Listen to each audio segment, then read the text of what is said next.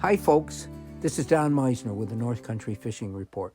Well, it's now legal. It's legal in our area to cast a lure out and try to catch a bass because bass season is with us. And so not only can we legally target bass, but we can keep some of the bass if that's what we want to do. The state sets a size and a daily limit on the number of bass that you can catch. But I think it's more important right now to realize we've had an early opening, and the dangers that biologists feel in having an early opening is some of your greatest fish are going to be on the beds. They're still in their most vulnerable state of the year where they're on their beds.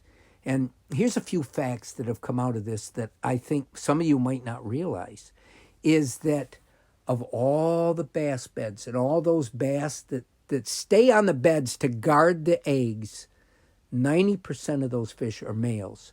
After the females lay the eggs, they tend to leave the bed and leave all the naturing, the maturing, the everything to the males.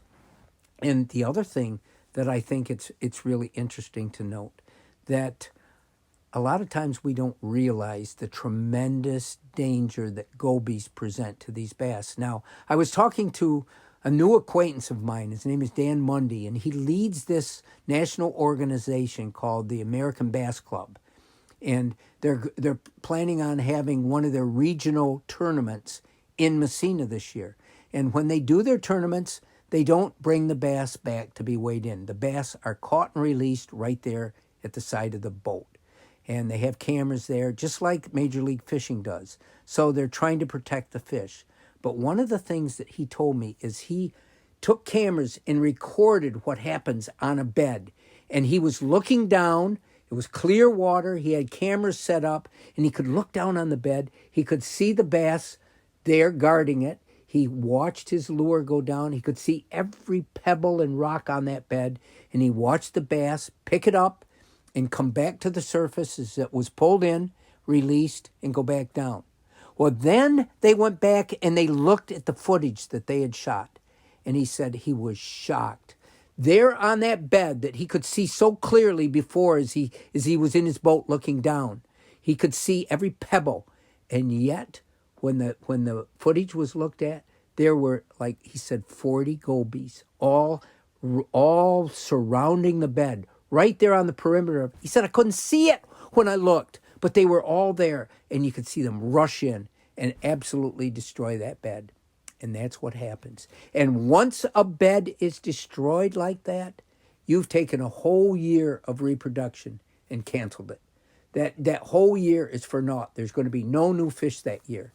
And it's something that we need to be aware of. The other thing is, let's say we bring a bunch of bass in for a tournament, for a weigh-in, and everybody's cheering, and we've kept the bass the best we can, and they've been kept cold and fizzed and everything else, and the bass go back in the water.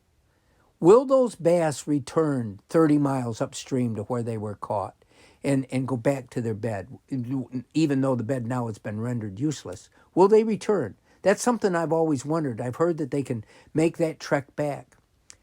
And if they do return, how long does it take?